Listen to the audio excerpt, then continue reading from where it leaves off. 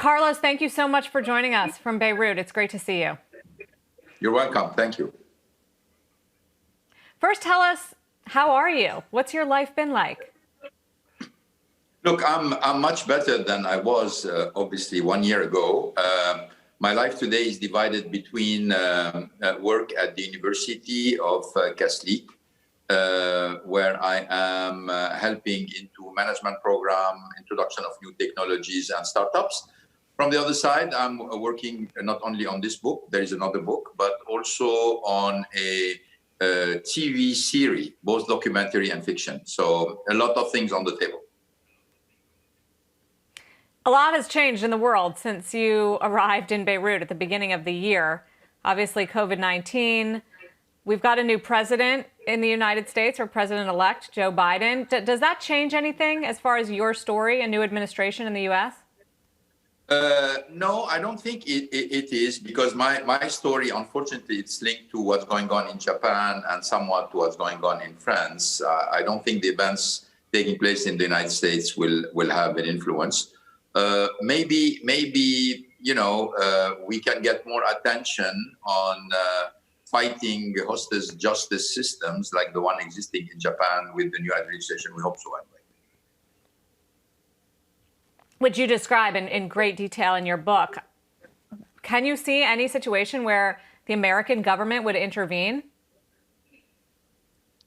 Well, for me as a foreigner, I'm a little bit surprised that there is an agreement between the U.S. and Japan on extradition, because knowing, I have lived in the United States, I've seen firsthand the legal system in the United States, and frankly, the defense exists, the judge are really the bosses, prosecutor doing their job. It's a kind of very balanced system.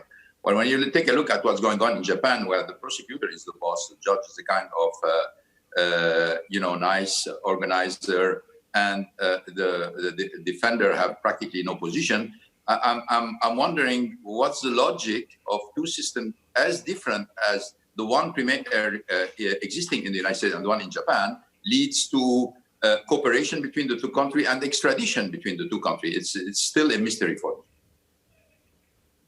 Yeah, and of course you're referring to Michael Taylor, who has been extradited by the State Department and the DOJ, now pushing this federal judge to reject a last-minute request by him and his son to be extradited to Japan for helping you escape. What was your reaction to hearing that decision?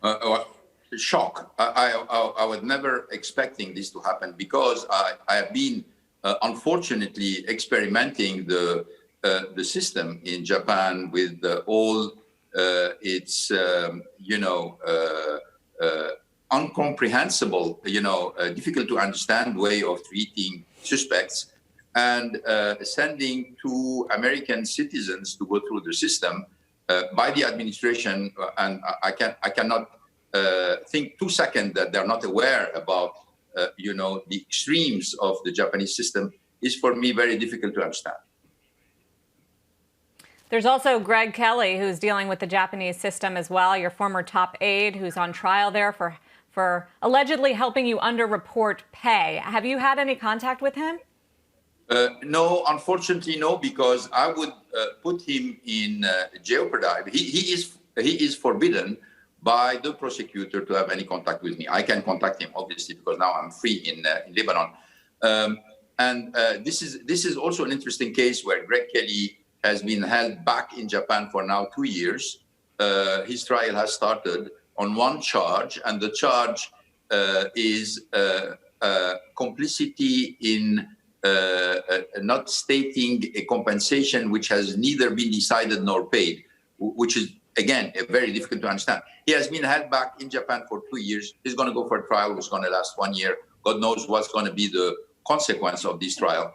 But, and I remind you that he has settled in the United States for a relatively modest amount so you have a total imbalance between what's going on in Japan and going on in the United States, which is fine, except that we're talking about U.S. citizens. Right. What do you think is going to happen to him? Look, I think if there was some kind of justice in Japan, he is obviously innocent. Now, if he's innocent, then Japan has a problem because I've been arrested, by the way, for this same charge for no reasons, which obviously will have a lot of consequences, not only on their system, but also on Nissan, which in a certain way colluded with the prosecutor to establish this machination, this plot. There's also a new prime minister in Japan, Prime Minister Suga, who you mention in your book as a primary character. What was his role in your ordeal? Well, you know, he was a chief cabinet secretary, which is the kind of vice prime minister spokesperson. So obviously he was extremely linked to Abe-san, the prime minister. But frankly, what was his role? It's unclear. What's clear is that the Minister of Industry was involved in it. The ex-Minister of Industry, his name was Seko-san. But again, you know, Abe-san has declared clearly that he is sorry that this story went to the legal system in Japan. It should have been solved within the boardroom of Nissan. This being said, this does not change anything into a situation where I've been the object of a collusion between the prosecutors, between Nissan in Japan and part of the Japanese government. Which is why, in part, you're publishing this book. It translates the title into the time of truth. What is the truth that you want people to read and understand? I have written this book to tell the facts the way I've been through them, what I've been going through, the interrogation, the arrest, the first charge, then the second charge. You know, I've told the story because there have been so many, frankly, fake news, rumors, false facts manipulated, taken out of their context. So I thought it was extremely important that at least there is a document retracing in a very meticulous way exactly what happened and why it happened. And what is the contribution into this whole disaster, because it's an industrial disaster. Obviously, it's a personal disaster for me, but it's an industrial disaster for Nissan. It's an industrial disaster for Renault. It's a disaster for the alliance. But also, it has put a shadow on the reputation of Japan. Not Japan as a country, because as a country, Japan is a very developed country. It has a lot of very good things. But this dark side of Japan, which is around the hostage justice system, need to be changed. I learned a lot. I read the book. I learned a lot about the history of the auto industry and the alliance that you built, Nissan, Renault, the success that you had. Why ultimately do you think they turned on you? Well, because they did not want any additional convergence between Renault and Nissan. They were afraid that we would be heading toward a merger. And frankly, I was against the merger because I'm convinced from a management point of view that it would be a complete mistake to merge the two companies, because then we will end up with, you know, first-rate citizen, second-rate citizen, which usually is at the base of the collapse of many mergers. I was against it, but they thought that I would collude with the French government to establish a merger, even though I was against it. And they decided just to get rid of me in a way which, frankly, is neither subtle nor very smart. You call it old Nissan. You refer to for the company that you led. When did you realize that old Nissan was working against you? Well, old Nissan had always worked against me since 1999. When I arrived in 1999, you can imagine that a lot of, Japanese were against the fact that a foreigner would come, would turn around successfully a major company and would become some kind of a role model in the industry of Japan, model for change, model for globalization, model for openness, etc. So they didn't like it. I knew they existed into the company. I didn't want to fight them. I want to fight them not by, persecuting them, but by demonstrating to them that this is the way to go, through a strong performance of the company, through a strong growth, through profit, and through a good vision and a nice strategy. Unfortunately, at a certain point in time, because of this exacerbation of a nationalistic point of view, due, I must also say, to maneuvers coming from the French side, which was not very smart. We ended up into the situation where this alliance is collapsing, even after 17 or 18 years of remarkable work. And this alliance, after having reached the status of the largest automotive group in the world in 2017 and 2018, is today crumbling. Nissan results are very mediocre, if not, if I'm generous. Renault results also are very bad. Mitsubishi is crumbling. And these three companies in 2018 were in very, very good shape. That's a consequence of what happened. So it sounds like you're not too optimistic on the future of the alliance succeeding. Well, companies are never doomed. Companies are never doomed, and they are not successful forever. So a lot of things can happen. But so far, when I look and I hear what's going on, and obviously I have a lot of insider information from all these companies, I know what's going on, and I'm not very optimistic knowing what I know. And hopefully somebody will come and change the course of action. Do you think that COVID-19 will have a material, long-lasting impact on the global auto industry? Well, it will have an impact. It's going to accelerate the consolidation of the industry. I think clearly a lot of car makers are going to have a very hard time. They already had a hard time last year. They're going to continue to have a hard time because COVID, even if they find a vaccine immediately, is going to take probably 1 year before things start to come back to normal. And a lot of companies are going to be struggling. They're going to be suffering. And obviously the weakest one, or the one with no vision or very weak vision or distorted vision, in my opinion, are going to collapse. Now, collapsing doesn't mean that they're going to go bankrupt. They're probably going to be acquired one way or the other by one of the stronger car makers. And so consolidation is going to continue. It's going to be accelerated. Car is always going to be here. Obviously, we're going to have more electric cars. We're going to have more autonomous cars. The direction is very clear. It's going to continue into this direction. But mobility will continue to develop in the world, no matter if COVID is here for 1 year or 3 years.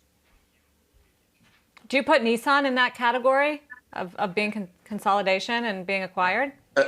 Again, what I'm saying is from everything I'm seeing today, and again, it can change. If somebody was looking at Nissan in 1998, it would not have put a dime on the company. And look what happened. 1999, we were capable of reviving the company and make it really a very strong competitor. So we should never consider a company as totally doomed.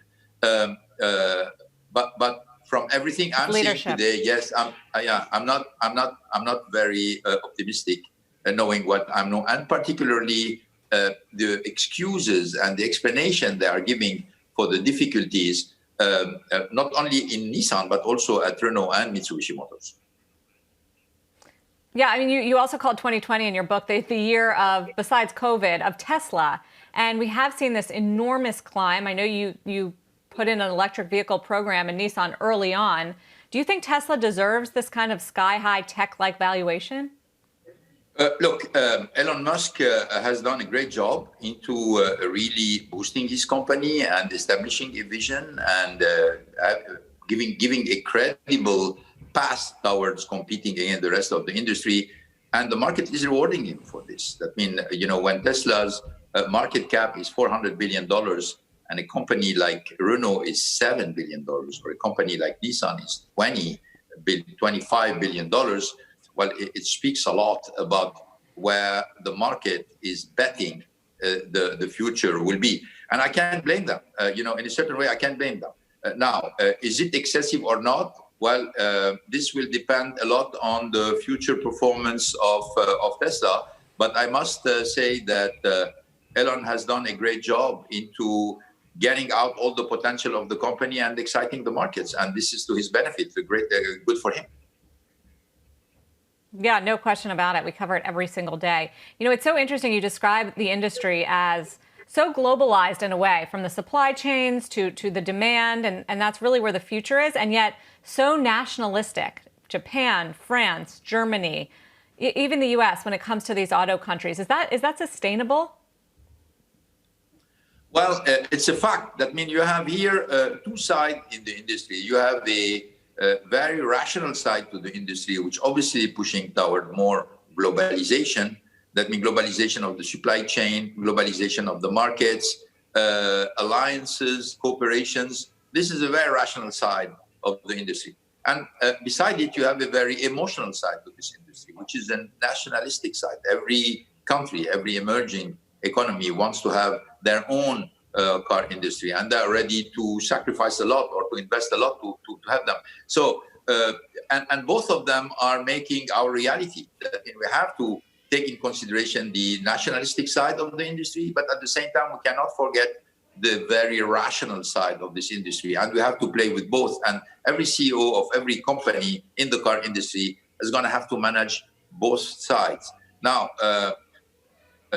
does this going to continue into the future? I'm afraid yes, for the foreseeable future, it's going to continue. But this doesn't mean the end of the globalization, or this doesn't mean that this is the beginning of a big move of repatriate the industry and relocalize the industry. Because if you relocalize and you increase the cost, it's not going to stand. It's not going to stay. So in an open economy, the logic of globalization will continue with some hiccups, with some,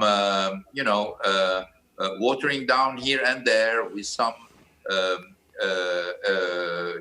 slowdown.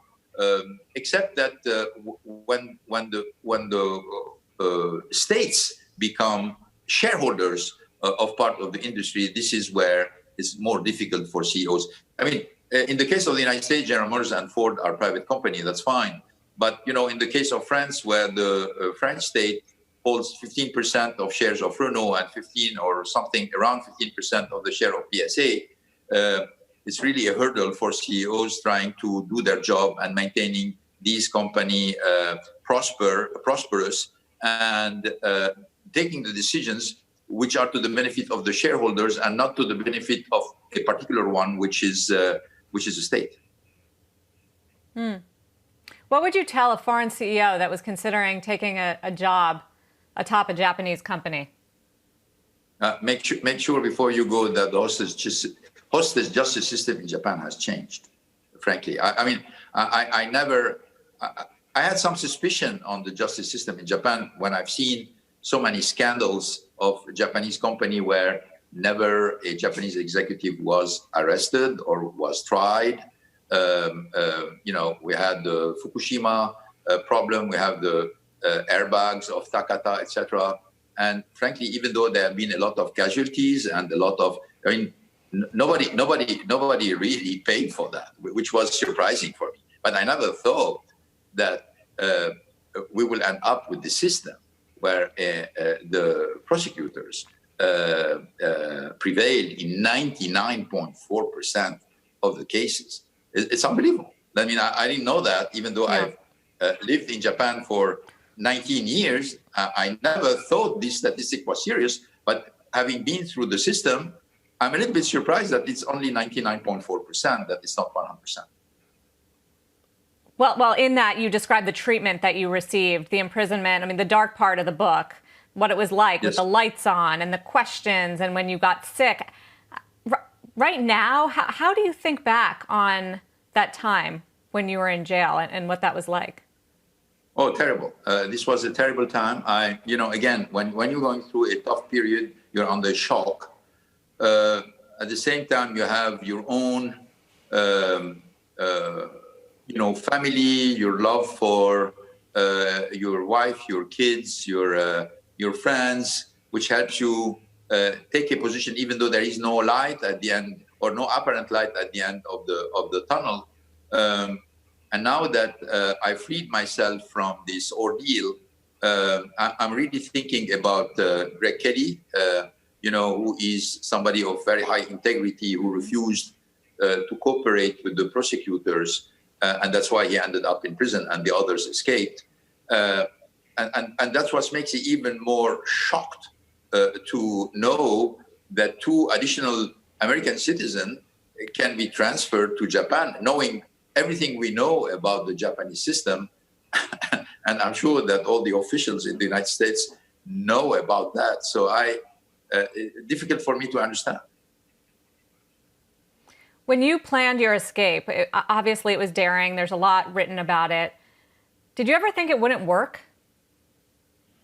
Oh yeah, I knew it was risky, but you know what? I was already in hell, so probably the risk is if I fell, I would be in a darker corner of hell. But if this was successful, then I would be in a completely different world, and that's why I think it was worth it, even though it was very risky. But all the tricks, the dirty tricks, in a certain way, used against me. That mean I was forbidden to see my wife or to talk to her. I was forbidden to see some of my children or talk to them. I didn't have any speedy trial. That means they started to tell me that the trial is going to last 4 to 5 years, and I would be happy if I end up only with one guilty. I mean, all the dirty tactics used to get me to a confession,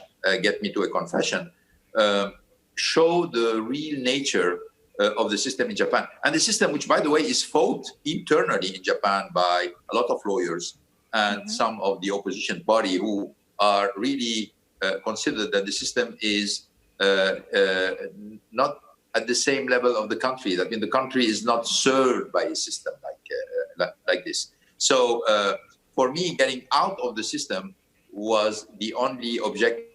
I was ready for this, for the ultimate sacrifice, which was, if it would fail, I knew that there will be no redemption. Will you ever leave Lebanon again? I hope so. I hope so. I will leave Lebanon. I probably will never go back to Japan unless they change the hostage justice system, their hostage justice system, and opposition party take the leadership of the country. That's my only hope if one day I want to come back to Japan.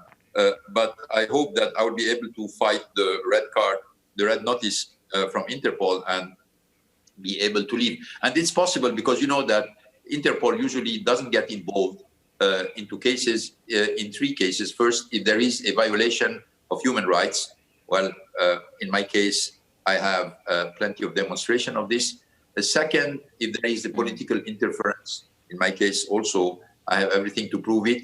And third, if the case does not, is not part of the normal legal system, and even the Prime Minister of Japan said, I wish the story would have been sold into the boardroom of Nissan. So I have all the reasons to attract the attention of Interpol that they should just give up caring of this story, which means to remove the red card. And in this case, what's going to be left is only I cannot go to Japan.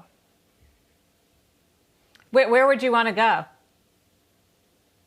Well, obviously France, Brazil, United States, where my children live, and the children of my wife live. Everywhere in the world. I mean, I'm not unhappy to be stable in Lebanon today, but at a certain point in time, I want to recover my freedom of move. For a very simple reason is I'm innocent. That means I've been accused. I know for what, and I know by who. I would have stayed in Japan if I thought I had any chance to have a fair system in front of me. When I came to the conclusion that it was impossible, and this was not only my perception, but what even my lawyers told me, don't expect any fair trial, but we think that you have enough arguments in order to be acquitted. I didn't want to play my life on a gamble like this, so I don't trust their system. So I decided to leave. But leaving doesn't mean the fight is finished. It means we need, my fight is to establish the truth, and also to fight for all those who are victims of the hostage justice system in Japan today, not only the foreigner, but also the Japanese, because there are many of them suffering through the system. As it relates to Beirut, since you've been there, we saw that terrible blast.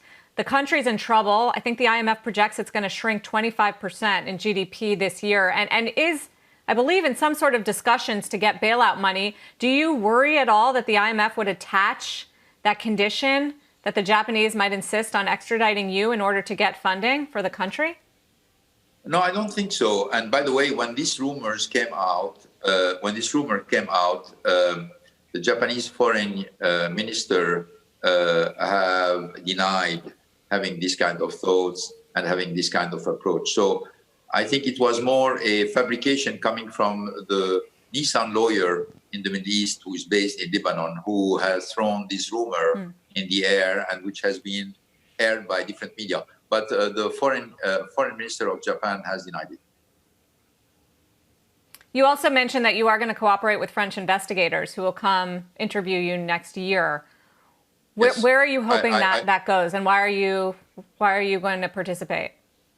Well, I'm going to participate because I have really nothing to hide to this investigation.